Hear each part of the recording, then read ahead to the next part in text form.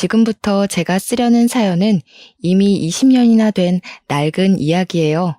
하지만 제 마음속에는 그날의 일이 언제나 어제 일처럼 생생하고 한 번씩 관련된 악몽도 꾸기 때문에 사연으로 소개해도 문제없겠다 싶어서 찾게 되었습니다.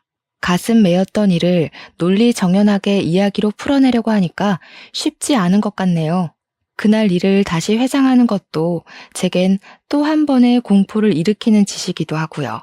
TV나 인터넷 기사를 보면 요즘에 사람 같지 않은 사람들이 많잖아요. 시대를 불문하고 인격 상실한 사람들은 늘 우리 주변에 존재하는 것 같아요. 그런 사람들을 만나는 것도 내 재수가 없었던 탓인 거겠죠. 그런 부류들은 잠깐 마주해도 스트레스가 오는데 한 식구였다면 얼마나 피가 말랐겠습니까? 제가 바로 그런 식구들 때문에 제 2의 인생을 제대로 시작해보지도 못하고 비탈길로 들어선 사람입니다. 아직도 그날만 생각하면 피가 거꾸로 솟아서 자다가도 심장이 벌렁거려요. 하지만 그럼에도 제 곁을 지켜주는 사랑스러운 내 새끼들이 있기 때문에 무사히 극복하고 이렇게 글을 쓸 용기도 얻지 않았나 싶습니다.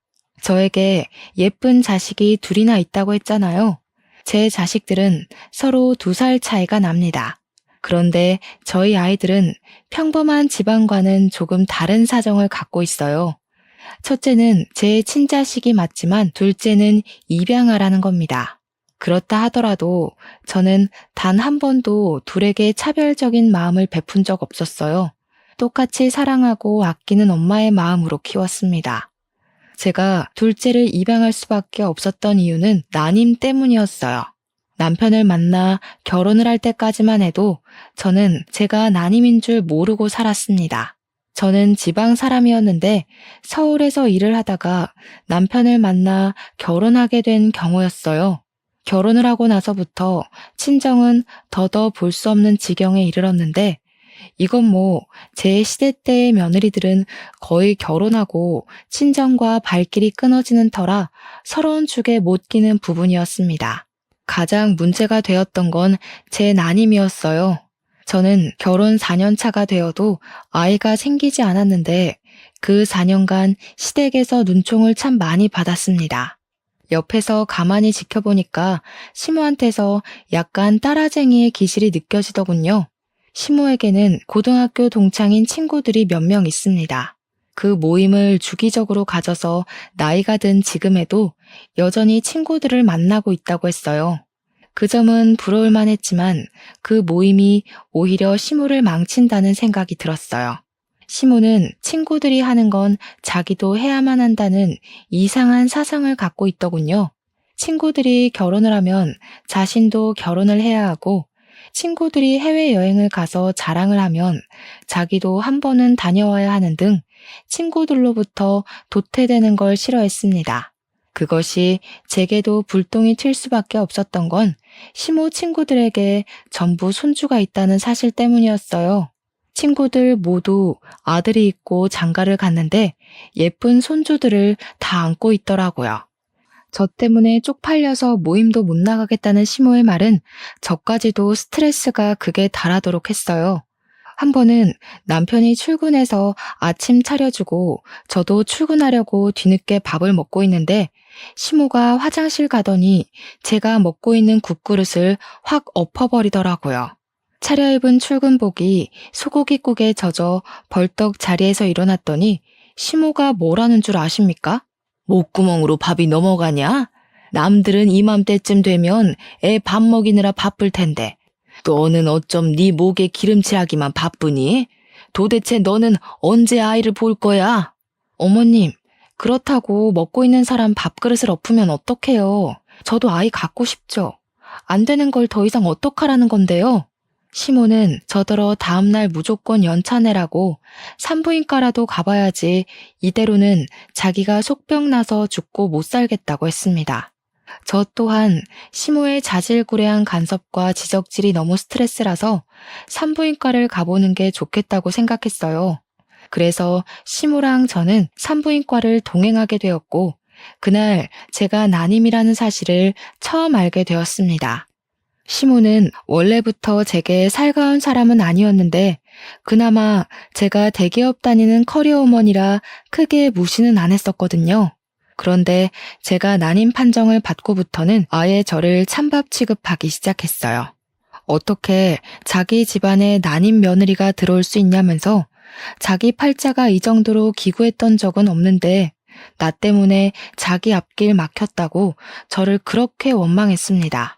난임이라는 사실은 저한테도 무척 충격이고 실망스러운 일이었지만 그것 때문에 계속해서 시모한테 무시당하는 건 납득하기 어려웠고 많이 버거웠습니다. 하지만 시모의 아기 욕심은 쉽게 포기될 부분이 아니었어요. 시모는 따라쟁이라서 친구들이 자랑하는 꼴을 고스란히 느끼며 도태되어 있을 사람은 아닐 거라고 예상했습니다. 그래서 제게 당장 시험관 시도를 해볼 것을 강요했어요. 남편도 저도 아기를 원했기 때문에 그 제안이 그리 거북스럽지는 않았습니다. 다만 시모의 아집이 너무 강해서 혀를 내둘렀을 뿐이죠. 시모는 빚을 내서라도 손자를 얻기 위해 시험관을 시켰습니다. 그렇게 고생해서 귀하게 얻은 아이가 바로 제 첫째 딸입니다. 난임이라는 소식에 제 인생에서 없을 줄 알았던 소중한 생명을 얻게 되어 제가 얼마나 기뻤는지 모릅니다. 기뻐서 눈물을 흘린다는 걸 그날 처음 겪어봤어요. 저도 남편도 모두 행복해했는데 정작 임신에 목말라 있던 시모만은 표정이 어두웠습니다. 알고 보니 제 자식이 딸이라는 것에 또 불만을 가진 상황이더라고요. 시모 친구들은 전부 손자를 얻었대요.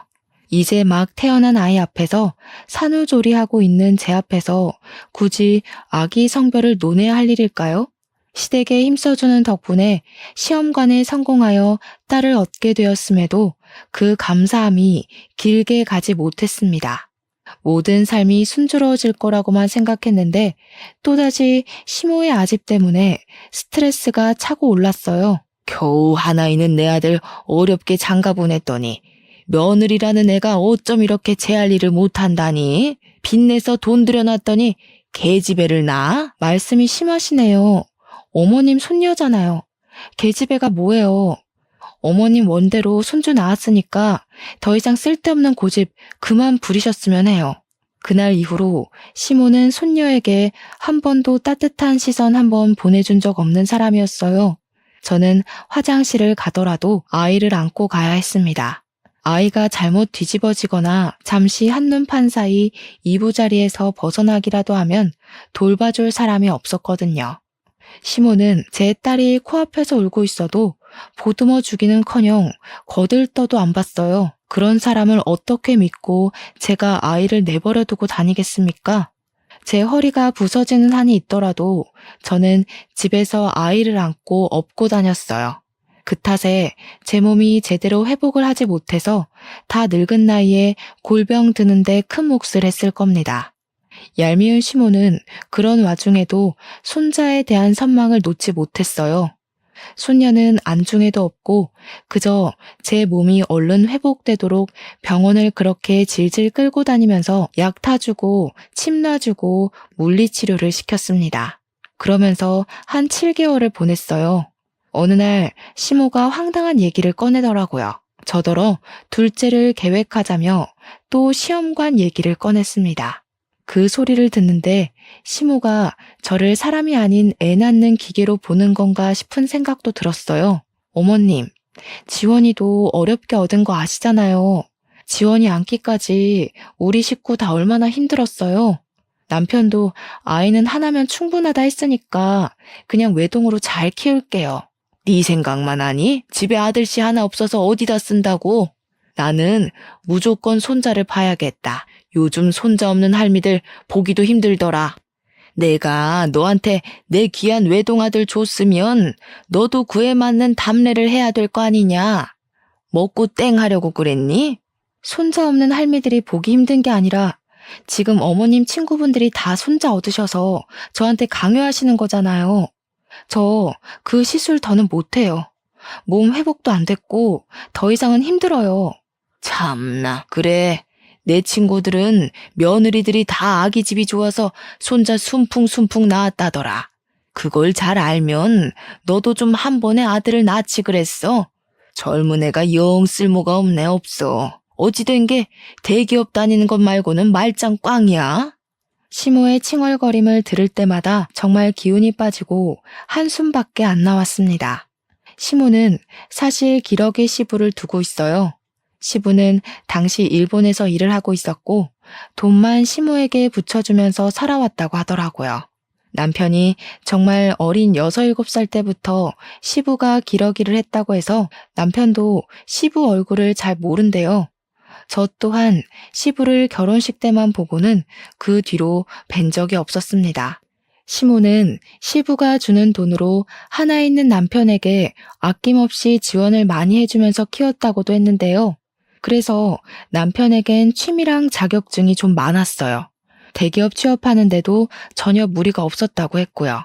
반면에 시모는 일을 전혀 안 하는 사람이었다고 해요. 매주 친구들을 만나러 외출을 했는데 그 동창 친구들이 좀 잘 사는 것 같더라고요. 그래서 시모가 시부한테서 받는 돈에도 적다면서 많이 불평하는 걸 들었습니다.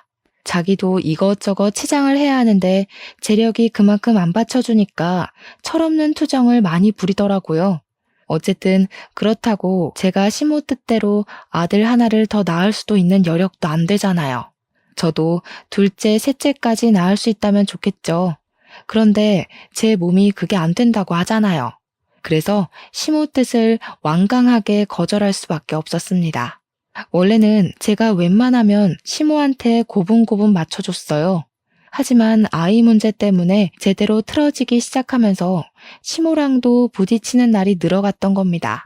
제가 둘째를 갖지 않겠다고 강력하게 선언을 했더니 역시나 시모가 화가 끝까지 나서는 저한테 토라지고 말았어요. 그래도 어쩔 수가 없지 않습니까? 제가 뭐 천하무적도 아니잖아요. 진짜 끈질기게도 시모는 여전히 손자 욕심을 버리지 못했습니다. 제 주변을 맴돌며 계속 투덜거렸어요. 아들 안 낳을 거면 대기업 며느리 필요 없다든지 세상에 아들 하나 없는 집이 어딨냐라든지 아들 욕심이 절에 없어서 어디 엄마 자격이나 있겠냐. 너 때문에 내 아들까지 앞길이 캄캄하다 등등 엄청 징징거리고 툴툴댔습니다. 시모가 저를 진작에 자기 아들과 이혼시키지 않았던 건 딱 한 가지 이유 때문이었어요. 제가 남편과 같은 대기업 사람인데 듣자 하니 시모 친구들 며느리 중에서 제가 가장 학력이 높은 것 같더라고요. 제 결혼식 날 시모 친구들이 저랑 시모 앞에서 대기업 며느리 생겨서 시모는 참 부럽겠다며 유난을 떨었었거든요. 그때 시모 어깨가 하늘로 치솟았는데 시모가 처음이자 마지막으로 제게 우리 아가라고 불러줬던 것 같아요. 어쨌든 시모가 제 속을 뒤집어 놓고자 일부러 저를 따라다니며 염장 지르는 걸 알기 때문에 저는 그냥 시모의 잔소리를 한 귀로 듣고 한 귀로 흘려버렸어요. 그나마 고마웠던 건 남편한테 시모의 이런 고집을 얘기하면 남편이 저랑 같이 시모 욕을 해준다는 것에서 위안을 많이 얻었습니다. 남편의 존재는 저를 시댁에서 버틸 수 있게 하는 이유가 되는 사람이었어요. 한 번은 시모가 제게 또 손자 가지고 툴툴거릴 때가 있었는데 그걸 남편이 본 적 있었거든요. 남편이 바로 직접 나서서 시모의 잔소리를 막아주더라고요. 제발 좀 적당히 해. 사람 몸이 천근만근인 줄도 모르고 왜 이렇게 철없는 소리를 하는 거야? 내 와이프가 엄마 요구 들어주는 기계야? 자꾸 이런 식이면 우리 분가해버릴 거야. 고집불통 시모도 자기 아들이 혼쭐 내는 것에는 별말을 못하더군요. 그 뒤로 시모는 혼자서 꽁한 채 한동안 잠잠하게 지냈습니다. 덕분에 저도 마음 편히 딸을 키울 수 있었어요. 그렇게 한 2년 정도 태풍의 눈 안에서 푹 마음을 놓았을까. 그동안 조용했던 일상에 대해 보복이라도 하는 건지 모르겠지만 시모가 아주 큰일을 터뜨리고 말았어요. 지금 생각해도 이 부분은 대형 사고네요. 그날은 여느 때처럼 딸을 재우고 남편 아침을 챙겨준 뒤 남편을 보낸 날이었습니다. 아침부터 어딜 간 건지 생전 안 하던 일은 외출한 시모가 점심쯤 귀가를 했는데요. 저는 시모를 보자마자 어디 다녀오냐고 묻지도 못하고 그 자리에서 굳어버릴 수밖에 없었어요. 시모가 웬 의문의 아기를 하나 안아들고 있더라고요. 갓난아기였고 포대에 감싸져 있는 아들이었습니다. 이제부터 우리 집 손자 될 아이다. 앞으로 너도 아들이라고 생각하고 잘해라. 아직 태어난 지 2달밖에 안 돼서 우리 식구로 들이기 딱 좋을 때야. 시모의 말에 저는 너무 충격을 받아서 온갖 생각이 다 들었습니다. 남편이 나 몰래 낳은 아이인가? 시모랑 남편이 나 모르게 작당해서 만든 아이인가? 이거 남편 불륜인가? 정말 별의별 생각이 다 들었지만 해답이 빠르게 내려지지 않았어요. 그냥 이게 다 무슨 상황이냐고 대뜸 언성만 높였습니다. 그러니 시모가 저더러 입 닥치고 자리에 앉으라고 애기 놀란다고 하더군요. 어처구니가 없었지만 대체 이게 무슨 영문인지 사정을 알아야 해서 시모하는 걸 지켜보기만 했었어요. 그리고 저는 시모하는 소리에 기함을 토하고 말았습니다. 진짜 제정신 아닌 사람인 줄 알았어요. 뭘 했다고요? 브로커요?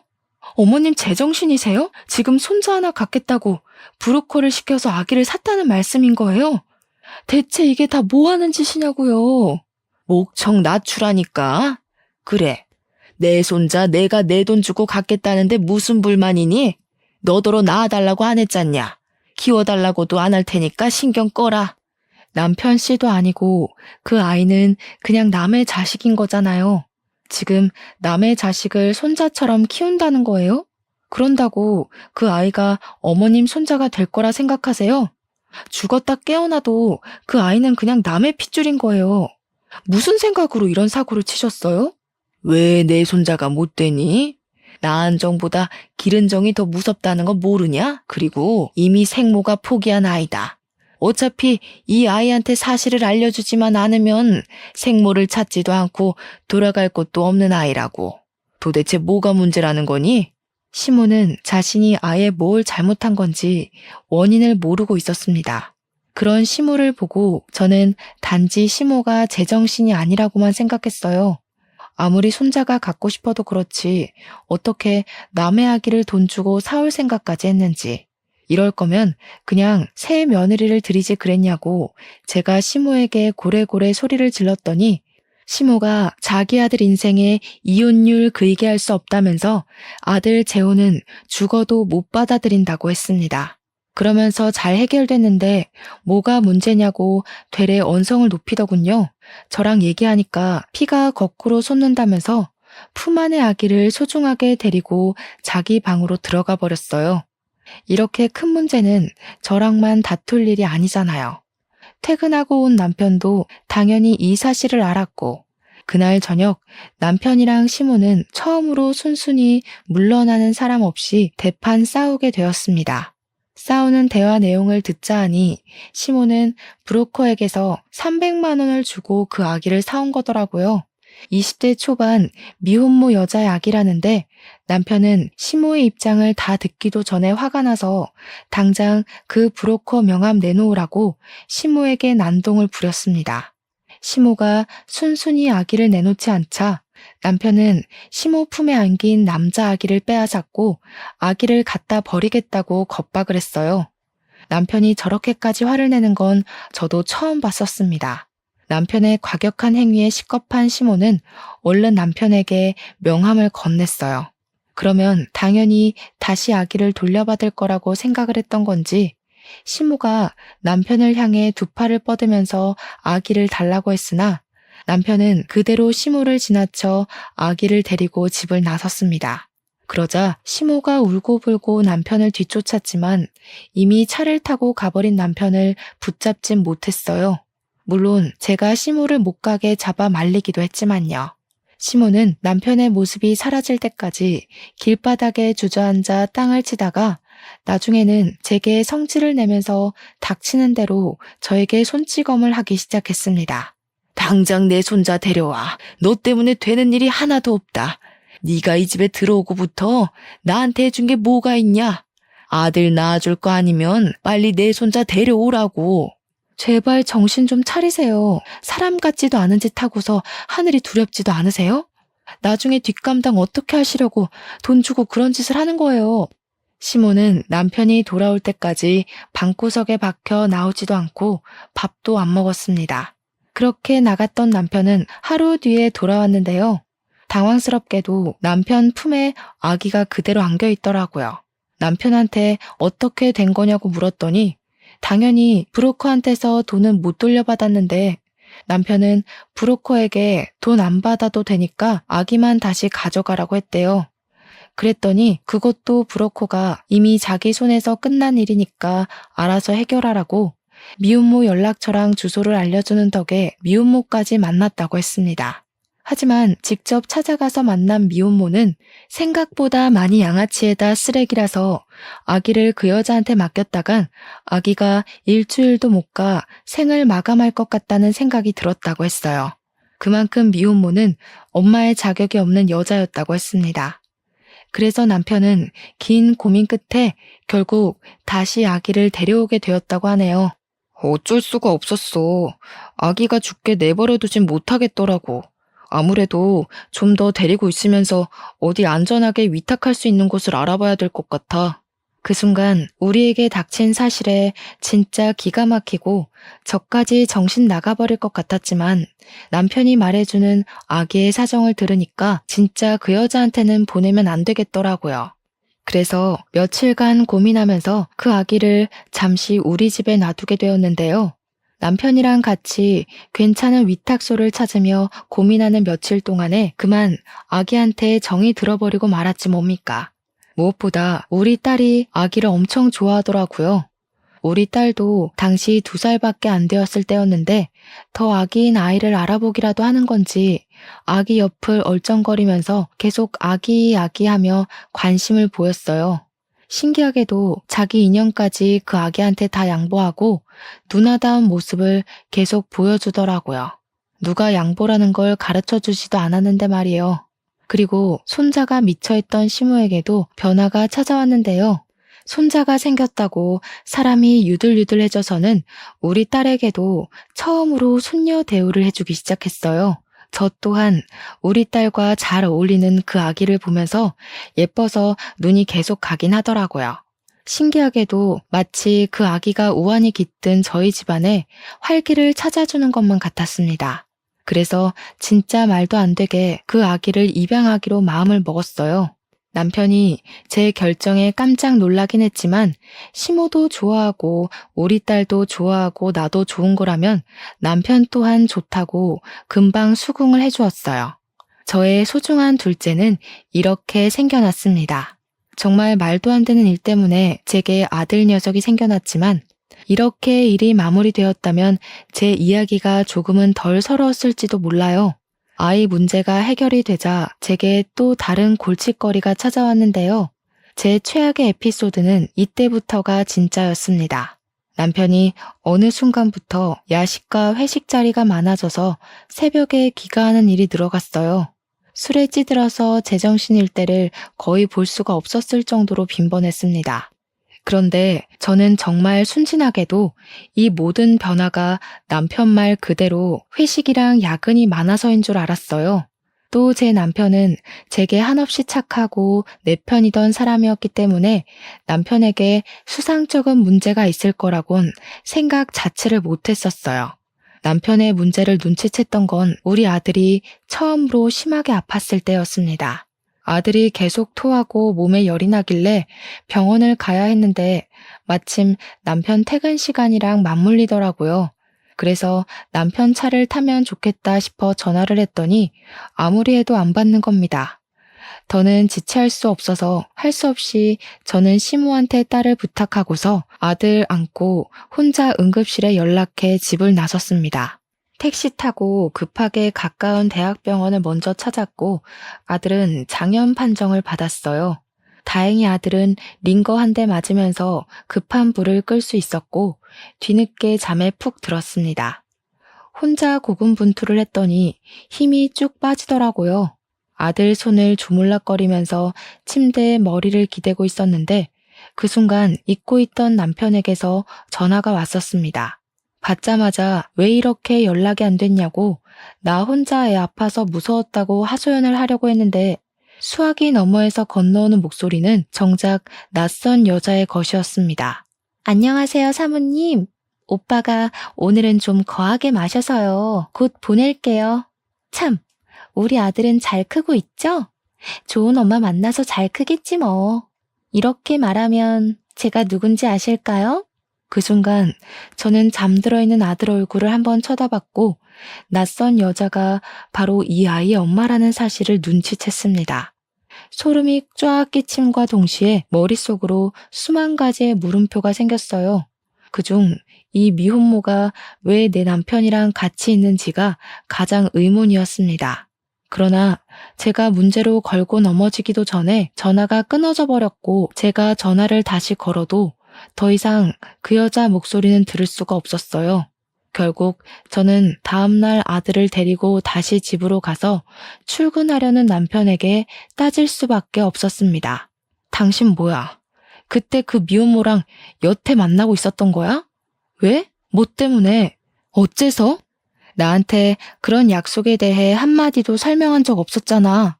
그 여자가 애 때문에 당신한테 뭐라 해?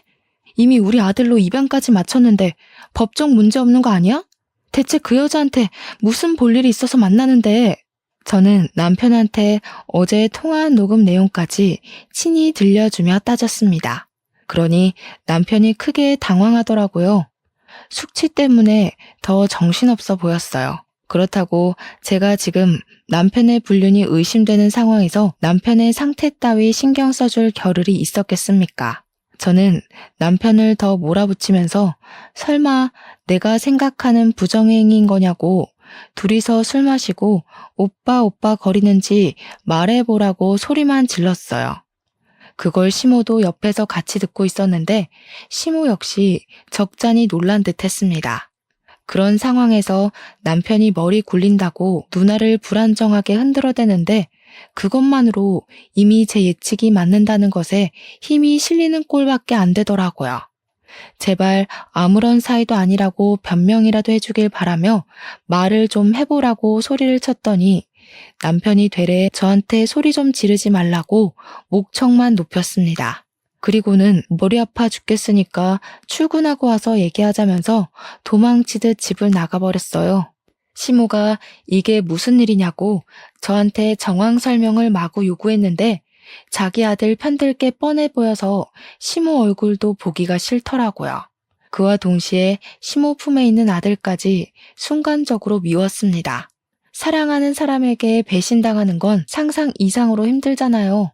그래서 제게는 제 감정적 슬픔을 감당해줄 원망의 대상이 필요했던 것 같아요. 그게 바로 아들의 존재였어요. 이렇게 남편이 비뚤어진 걸 죄 없는 아들 탓으로 돌리면서 아들만 아니었다면 우리 가정에 불순물이 묻지 않았을 거라고 저 혼자 그렇게 위안 삼고 원망을 했었습니다. 그래서 저는 시모랑 아들을 완전히 외면하고서 방에 들어와 제 딸을 끌어안고 눈물을 흘렸어요. 그리곤 퇴근하고 온 남편에게 이혼을 통보받았습니다. 무슨 생각인 건지 남편이 제게 이혼을 요구하더라고요. 미혼모를 처음 본 그날 자신이 미혼모와 다투다가 미혼모가 사정하는 바람에 사연을 들어주게 되었는데 같이 술을 마시게 되었고 둘이서 넘어선 안 되는 선까지 넘었었다고 고백을 했습니다. 그 뒤로 서로에게 마음이 생겨 줄곧 만남을 이어왔다고도 했어요. 그러니까 그 기간이 갓난아기 때 내 품에 들어온 우리 아들이 2살로 클 때까지 계속되어 왔다는 겁니다. 저는 더 깊은 내막을 듣진 못하고 그대로 남편의 귀싸대기를 날렸습니다. 그리고 주방으로 가서 집에 있는 고춧가루를 가져와서 남편 얼굴에 쳐 뿌리고는 봉지째로 남편 면상에 집어 던져버렸어요. 그래서 이혼하자고? 딴 여자 생겼으니까 나보고 네 옆에서 꺼지라는 거야? 어떻게 당신 입에서 이혼이란 말이 나올 수가 있어. 이 양심 없는 새끼야. 쓰레기 짓은 네가 다 해놓고 뭐가 떳떳해서 고개 쳐들고 이혼 소리를 해? 네가 뭔데 나를 까? 뭔데 이혼 얘기를 먼저 하냐고? 쌍욕이란 쌍욕은 다 하면서 남편을 원망했고 배신감을 느낀 만큼 남편을 개 패듯이 패고 또 팼습니다. 그러자 시모가 무섭게 달려와서는 저를 밀치더라고요. 자기 아들이 설령 불륜을 저질렀다고 하더라도 시모에겐 아들이 중요했고 손자가 중요했던 겁니다. 시모에게 저라는 사람은 그저 남편을 보필할 여자, 손자를 키워줄 여자밖에 안 되었던 거예요. 그런데 황당한 건 뭔 줄 아시나요? 이제 그만 그리 사랑하는 아들 뜻에 따라 저랑 남편을 이혼시킬 법도 할 텐데 시모 하는 말이 진짜 재밌더라고요. 네가 하라는 대로 다 하마. 그래도 이혼은 안 된다. 그냥 내 아들이랑 그 여자랑 만나든 말든 신경 끄고 네가 이 집에서 상전처럼 살면 되지 않냐. 앞으로 네가 하는 일 다 입안될 테니까 이혼은 절대 생각도 마라. 말 같지도 않은 소리 한결같이 하시네요. 어머님 아들이 이혼하고 싶다잖아요. 한낱 미혼모한테 미쳐서는 양아치 여자를 옆에 두고 싶다 하는데 어머님 돈 주고 일 꾸미는 거 좋아하시지 않아요? 그 정신 나간 여자 데려와서 어머님 손맛대로 신분 위조해주면 되겠네요. 안 돼. 내가 그 여자를 알아도 제일 잘 알지. 우리 손자 데려오려고 사전조사를 얼마나 꼼꼼하게 했는데 일부러 더 음지에 있는 여자를 찾은 거란 말이야. 그런 인간 말종인 여자는 우리 집 며느리로 절대 못 들인다. 웃기네요. 인간 말종의 핏줄은 괜찮은데 인간 말종을 며느리 삼을 수는 없다. 어머님의 그 잘난 기준 진짜 너무 역해서 더는 이해해주기 싫어요. 돈 주고 애를 사오는 인간이나 그의 엄마랑 바람 피우는 인간이나 그 부모의 그 새끼인데 제가 너무 큰 기대를 한 것 같네요. 진작에 이 답없는 집구석 나왔어야 했는데 저는 이혼 합의는 절대 해줄 생각이 없어서 제가 당한 만큼 소송으로 갚아주겠다고 경고장을 날려준 뒤에 바로 짐을 챙겼습니다. 소송을 한다니까 둘이서 꽤나 놀랐는지 남편이랑 시모가 저를 막으려 했지만 이미 당시 제정신이 아니었던 저는 내 몸에 손대면 경찰에 신고해버릴 거라고 악까지 질러버렸어요. 그동안 쌓였던 게 물밀듯이 솟구치니까 정말 괴성을 독하게 내지를 수가 있겠더라고요. 한 번도 시댁에서 정신 나간 사람처럼 보였던 적은 없었는데 제가 처음 보는 모습을 드러내니까 그 둘도 놀라서 그냥 내버려 두더군요. 그 상태로 저는 가벼운 짐만 챙긴 뒤에 딸만 데리고서 그 집을 나오려고 했는데요. 제가 신발을 신는 순간 아들이 저를 쫓아 신발장까지 아장아장 걸어오더라고요. 저를 보고 엄마 엄마 하는 아들을 보면서 쉽사리 발이 안 떨어졌지만 정말 마음 독하게 먹고서 그대로 집을 나와버렸습니다. 일단은 직장 동료에게 신뢰를 무릅쓰고 연락했고 딸을 데리고 그 동료 집에서 신세를 지며 살았어요. 문제는 집을 나왔는데도 아들의 모습이 잊히지가 않아 괴로웠다는 겁니다. 며칠 고민 끝에 아들을 포기할 수 없었던 저는 결국 변호사에게 부탁해서 아들 친권 꼭 내가 가져야 된다고 승소하게 해달라고 사정을 했어요. 그랬더니 변호사가 흔쾌히 가능한 일이라고 고개를 끄덕이더군요. 남편이 바람을 피운 상황인데다 남편은 아들을 키우면서 한 번도 자기 아들이라고 보듬어 준 적 없는 아빠이기 때문에 그게 증명만 된다면 친권은 얼마든지 제 편에 세울 수 있다고 했습니다. 그 말만으로 얼마나 안심이 되었던지 몰라요. 아들은 어쨌든 저와 남편이 입양한 자식이고 법적으로 내 새끼잖아요. 피 섞인 아들이 아니라도 그 쓰레기들 틈에 둘 수는 없었습니다. 그리고 저는 손쉽게 승소를 했어요. 제가 승소할 수밖에 없는 건 어쩌면 너무 당연한 일이었습니다. 판사도 엄청난 아빠의 편이 아닌 엄마인 제 입장에서 손을 꼭 들어주어서 이길 수 있었어요. 그날 남편이 저를 엄청 원망스린 눈으로 쳐다봤고 시모는 제게 삿대질을 하며 자기 손자를 뺏어간 죽일년이라면서 법정 떠나가도록 소리를 질러댔습니다. 그걸 무시하고 나온 저는 바로 애들을 데리고 스페인으로 떠났어요. 시모의 아집을 알기 때문에 분명 같은 한국 땅을 밟고 있다면 언젠가 제 아들 앞에 나타나서 꼭 더러운 꼴을 보이고 말 것 같았거든요. 전 남편과 시모가 제 앞을 막는 건 상관이 없지만 제 자식들 앞길에 오물오물 투척하는 건 절대 용납하고 싶지 않아서 내린 결정이기도 했어요. 그렇게 떠난 스페인에서 우리 아이들은 고맙게도 너무 건강하게 또 적응도 잘하며 컸습니다. 스페인에서 무탈하게 지냈다 보니 저희는 영주권까지 받을 수 있었어요.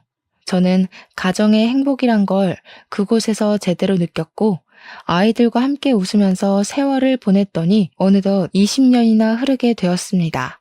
그리고 저희는 올 초에 한국으로 돌아오게 되었어요. 개인적으로 저는 한국을 다신 찾고 싶지 않았지만 성인이 된 딸이랑 아들이 자신의 모국이 어떤지 궁금하다고 조르더라고요. 그래서 아이들을 생각해 결국 귀환을 결심했죠. 잊힌 줄 알았던 저의 과거의 기억은 한국을 들어오자마자 또 생생하게 제 가슴을 조여왔습니다. 서울 공기만 마셔도 과거의 스트레스들이 내 눈앞에 현존하고 있는 것처럼 모든 것이 필름처럼 떠올랐어요. 그렇다고 오랜만에 찾은 한국이 괴롭기만 한 건 또 아니더라고요. 저도 한국 사람이잖아요. 한편으론 저의 친정이 있기도 한 이곳이 반가운 것도 사실이었습니다. 저는 한국에 오자마자 못 본 새에 나이가 많이 든 친정 부모를 찾아뵈었고 우리 애들이 외조부를 휴대폰으로만 보다가 직접 보니 훨씬 더 좋아하며 살갑게 행동했습니다. 제 부모님이 웃고 제 자식들이 웃는데 그 모습을 지켜보던 그 순간에 그런 생각이 들더라고요. 뭐가 두려워서 그렇게 20년이나 도망쳐 있었을까 하는 생각도 말이죠. 딸이랑 아들은 예상외로 한국을 더 좋아했습니다. 한국말 하는 데는 서툴지 않았어요. 제가 한국말을 쓰면서 아이들에게 한국인이라는 걸 잊지 않도록 신경 썼거든요. 외국으로 도망쳤다고 한들 아마 저도 무의식적으로 언젠간 한국에 돌아와야지라는 생각을 품고 있었던 것 같아요. 제 자식들은 스페인에서도 한국 대사관에서 일을 하는 외교관들이었습니다. 한국으로 돌아와서도 나란히 외교부로 취업이 되었기 때문에 불과 얼마 전 집을 구해야 해서 아들이랑 같이 차를 타고 부동산을 돌았던 적이 있었어요. 살다 그렇게 신기한 일은 또 처음이었습니다. 아들이랑 같이 여러 차례 부동산 매물을 고민하던 중 저희가 한 부동산에서 익숙한 매물을 소개받았어요. 놀랍게도 제게는 상처나 다름없던 시댁 매물이 나와 있더라고요. 중개사가 말하길 그 매물 주인이 할머니가 건강이 악화돼서 병원비가 많이 필요한데 아들 되는 사람이 불륜 사건 터지는 바람에 대기업 직장을 잘려서 급전이 급한 상황이라 집을 팔고 작은 데로 이사를 간다고 했다네요. 그것이 시모랑 전 남편 얘기라는 걸 알아서 순간 저도 모르고 가슴속 응어리가 쪼여왔습니다. 화병이 도진 듯 열기가 올라서 가슴 중앙을 2번 쳤더니 아들이 걱정하면서 왜 그러냐고 묻더군요. 저는 그 부동산을 나와서 아들이 사주는 냉커피 한 잔을 마시며 어렵게 설명을 해줬는데요. 애들이 학교 다닐 나이에 제가 이미 제 사정과 애들의 아빠 사정, 그리고 입양 사정도 모두 얘기를 해줬었어요. 그때마다 제가 시모랑 전 남편 기억 때문에 한 번씩 한숨을 내뱉으면 착한 우리 애들은 그저 제 걱정과 자신들을 홀로 키워준 저에 대해 존경심밖에 없다고 위로해 주었고 저를 대신해서 늘 시모랑 전 남편에게 앙심을 품고 있었습니다. 그래서 그런지 시모랑 전 남편 얘기를 다시 꺼내도 아들은 그리 놀라지 않더라고요. 오히려 저를 그리 괴롭히고 자신을 2번 버려지게 했었다는 시모랑 전 남편 존재를 얼떨결에 찾았다 보니까 궁금해하기까지 했습니다. 그러면서 하는 말이 아들이 시모 집을 매매하자고 제안했어요. 놀라서 무슨 생각으로 그런 소리를 하냐고 너한테 상처 준 사람들인데 왜 굳이 나서서 또 상처를 받으려고 하냐고 했더니 아들은 그 사람들한테 받은 상처가 얼마나 아팠는지 전혀 기억 안 나지만 해선 안 될 짓을 했다는 걸 알게 해주고 싶다고 했어요. 뿐만 아니라 제가 더 놀랐던 건 그 매물에 대한 숨겨진 복권이 따로 있었다는 겁니다. 그래서 얼떨결에 아들 주도하에 그 집을 매매하게 되었는데 그러기 위해서는 집주인을 만나야 했어요. 시모가 건강했다면 직접 왔겠지만 다 죽어간다고 했으니 대리인으로 부동산을 찾아온 전 남편을 마주하게 된 자리였습니다. 20년 만에 마주한 그는 한때 대기업에 다녀서 정장 슈트만 입던 꼴은 온데간데 없었고 어디 자파 상점이나 철물점을 운영하는 것처럼 꼬질꼬질하게 해진 옷을 입고 있었어요. 전 남편은 처음엔 굽신거리며 들어왔다가 저를 보자마자 놀랐는데요. 저를 단번에 알아본 듯 했습니다. 문제는 전 남편 눈빛이 제게 앙심이 상당해 보였다는 것이에요. 어디 가서 보기 좋게 굶어 죽은 줄 알았더니 멀쩡하게 살아있네? 남의 집 박살 내놓고 잘도 살았나 보다? 너 때문에 우리 엄마는 아직도 다 죽은 꼴을 하고 있는데. 전 남편이 제 분에 못 이겨 달려들었는데 그 앞을 아들이 막아주었어요. 아들은 그대로 전 남편을 내동댕이 쳐버렸습니다. 바닥을 구른 전 남편은 그제야 아들의 존재를 쳐다보면서 인상을 팍 찡그렸어요. 제가 젊은 남자랑 바람이라도 난 줄 아나 보더라고요.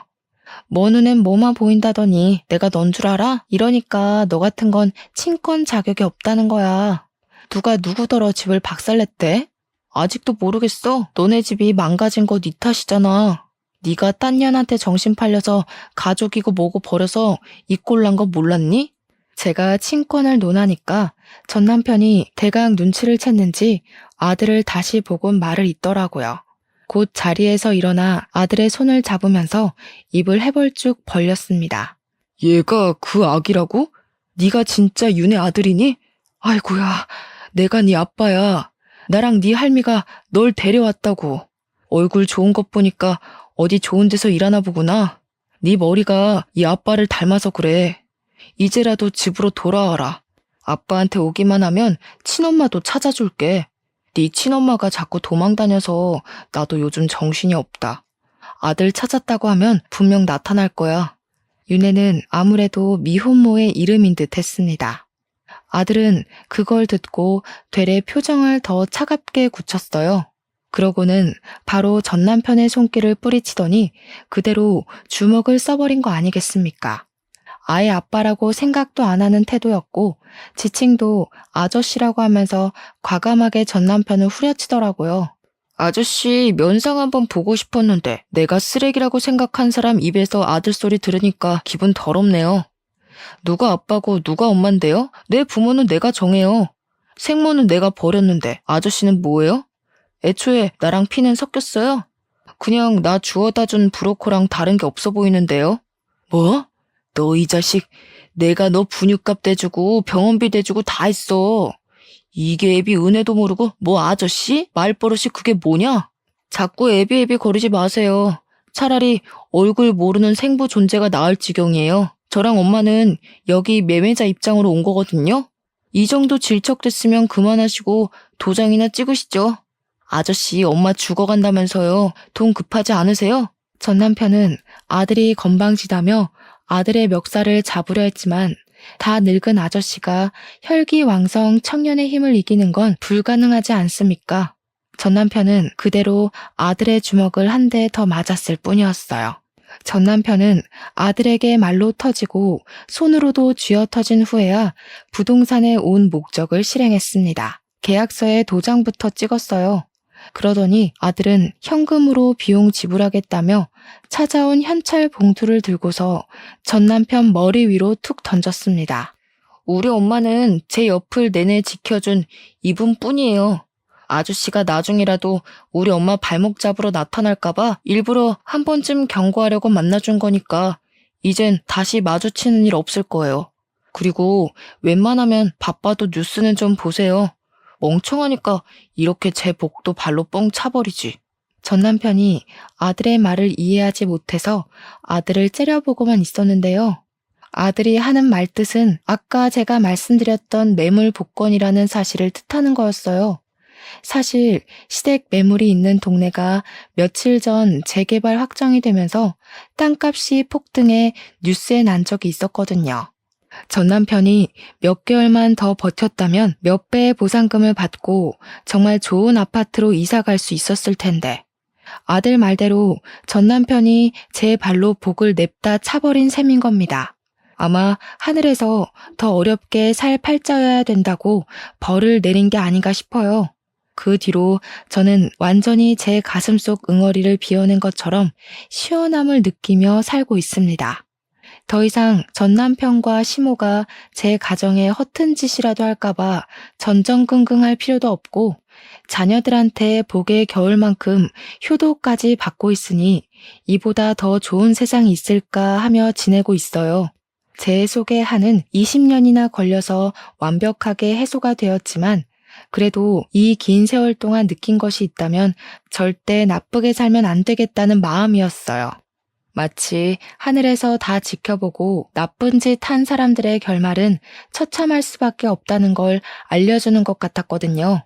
20년이나 지난 세월에서도 가혹하게 무너질 게 남았다는 걸 누가 알았겠습니까? 아무튼 저는 더 행복한 시간을 보내고 있습니다. 애들 덕분에 일도 안 하고 있고 친정 부모님과도 해외여행도 계획했어요. 친정 부모님이 제가 살았던 제2의 고향 스페인이 궁금하다고 하셔서 손자, 손녀를 가이드 삼아 보고 싶다고 하시더라고요. 앞으로도 저희는 오늘처럼 즐겁고 편하게만 사는 게 목표입니다. 저희뿐만 아니라 모든 분들이 웃는 날이 많았으면 좋겠네요. 얘기가 너무 복잡하고 길었습니다. 이만 마무리 짓도록 할게요. 읽어주셔서 감사드려요.